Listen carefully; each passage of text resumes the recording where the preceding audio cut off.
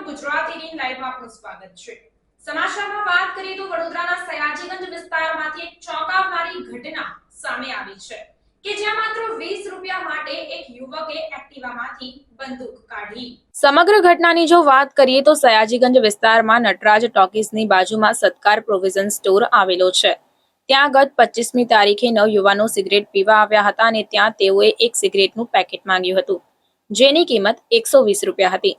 ત્યારે યુવકો દ્વારા 100 રૂપિયા જ આપવામાં આવ્યા। ત્યારે આ બાબતને લઈને દુકાનના માલિક સુભાષભાઈ અગ્રવાલ દ્વારા બીજા 20 રૂપિયા બાકી છે તેમ કહેવામાં આવતા યુવકો રોષે ભરાયા હતા અને हमने तो तुझको ये दिए हैं, बाकी हम किसी को पैसे नहीं देते તેવું કહીને મગજમારી કરવા લાગ્યા। મહદ અંશે મગજમારી શાંત પણ થઈ ગઈ હતી, પરંતુ સ્ટોર ચાલકના માલિક પોતાનો મોબાઈલ લઈને યુવકોનો વિડીયો ઉતારવા લાગ્યા। ત્યારે ઉશ્કેરાયેલા યુવકો ફરી એક વખત દુકાને ધસી આવ્યા હતા અને ગાળાગાળી કરવા લાગ્યા। ત્યારે રોષે ભરાયેલા એક યુવકે પોતાની ડિક્કીમાંથી પિસ્તોલ પણ કાઢી હતી, પરંતુ પિસ્તોલ નીચે પડી ગઈ, તેથી અન્ય મિત્રએ તે પિસ્તોલ ખિસ્સામાં મૂકી દીધી હતી। ત્યારબાદ સુભાષભાઈ અગ્રવાલ દ્વારા સયાજીગંજ પોલીસ મથકે ફરિયાદ નોંધાવવામાં આવી અને સીસીટીવી ફૂટેજના આધારે તમામ છાટકાઓની ધરપકડ પણ થઈ ગઈ। ત્યારે જાણવા મળ્યું છે કે ક્રાઇમ રેટનો હિસ્ટ્રી શીટર ફારૂક છાપરાલો આ છટકામાં એક સંબંધી પણ છે। મહત્વનો વિષય એ છે કે હાલ જે રીતે વડોદરા શહેરમાં એક બાજુ પોલીસ સઘન ચેકિંગ કરી રહી છે, ત્યારે બીજી બાજુ ચૂંટણીને અનુલક્ષીને જૂના ગુનાહિત ધરાવતા વ્યક્તિઓની ધરપકડ કરવામાં આવે, ત્યારે બીજી બાજુ ફરિયાદીના કહ્યા મુજબ જે છોકરાઓએ બંદૂક કાઢી હતી તેની પણ ધરપકડ થયા બાદ જામીન પણ થઈ જતા ક્યાંક ને ક્યાંક ચર્ચાનો વિષય બન્યો છે। હું 83 થી અહીંયા આ શોપ પર મારી સત્કાર સ્ટોર પર બેસું છું।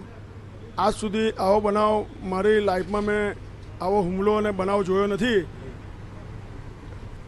5 જણા મારી દુકાને આવેલ, એમાંથી એક જણો કાઉન્ટર પર આવીને 2 પેકેટ સુપરસ્ટાર સિગરેટના લીધેલ અને 100 રૂપિયા આપેલ, જેની મૂળ કિંમત હતી 120 રૂપિયા। તો મેં એમને એવું કીધું કે 120 રૂપિયા થાય છે, 120 રૂપિયા થાય છે તો 20 રૂપિયા તમારે બીજા આપવાના। તો એમણે મને એમ કીધેલ કે તમને 100 રૂપિયા આપ્યા છે ને એ પણ અમને આપી દીધા છે, અમે તો આમ પૈસા આપતા જ નથી, એટલે 100 રૂપિયા રાખો। મેં કોઈ 100 રૂપિયામાં નહીં આવે, 120 રૂપિયા પૂરા આપશો તો જ મળશે, નહીં તો પાછી આપી દો સિગરેટ।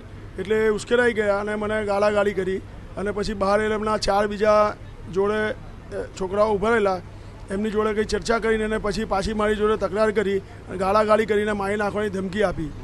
પછી એમની ગાડીમાં નંબર પ્લેટ આગળની હતી નહીં, એટલે મેં મારા મોબાઈલ પરથી એમનો વિડીયો ઉતારવાની કોશિશ કરી। વળીને જતા હતા તો કદાચ પાછળ નંબર પ્લેટ હોય તો આવી જાય કે હું એની કમ્પ્લેન કરી શકું, એટલે મેં એમને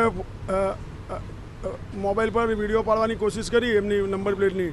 તો એ પાછા વળીને ફરીથી આવ્યા અને ફરીથી ગાળાગાળી કરી અને બંદૂક કાઢીની કોશિશ કરીને એમને બંદૂક ડેકીમાંથી કાઢતા પડી ગઈ અને પછી એ લોકો લઈને ભાગી ગયા। હા, એટલે એમાં વિડીયોમાં બંદૂક દેખાતી નથી, પણ એ પડી ગઈ ને એ બંદૂક જ હતી અને એ પડી ગઈ। એ પછી મેં બીજા દિવસે એસીપી સાહેબ ચાવડા સાહેબને જઈને કમ્પ્લેન કરી કે આવો આવો બનાવ બનેલો છે, તો એમણે મને સરસ રીતે રિસ્પોન્સ કર્યો અને પછી સયાજીગંજમાં કમ્પ્લેન કરવાની કીધી। સયાજીગંજ પોલીસ સ્ટેશન પરથી બી મને ઘણો સારો રિસ્પોન્સ મળ્યો અને એમણે ફરિયાદ લીધી મારી અને આરોપીઓને વિડીયો પરથી એ કરીને ઓળખવિધિ કરીને અને કંઈ પકડેલા છે અને પોલીસ એમની કામગીરી સારી રીતે કરી રહી છે। વિડીયોમાં તપાસ કરતાં પછી પોલીસે એ લોકો ફતેહગંજના કંઈ 2 કલ્યાણનગરના છોકરા હતા, 2 કમાટીપુરાના છોકરા હતા ફતેહગંજના, અને એક ફતેહગંજ સદર બજાર ડેલાનો છોકરો હતો કંઈ, એવું જાણવા મળેલ છે। નામ મને ખબર નથી।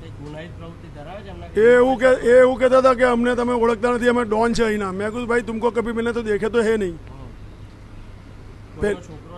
ના, એવું કશું નહોતું કીધું, મારી નાખવાની ધમકી આપીને જતા અને પછી જતાં એવું કહી ગયા પાછા આવીએ છીએ। એટલે હું અડધો કલાક પછી દુકાને બેઠો બી રાહ જોઈને કે પાછા આવે તો હું પછી પોલીસમાં કમ્પ્લેન કરું એમ।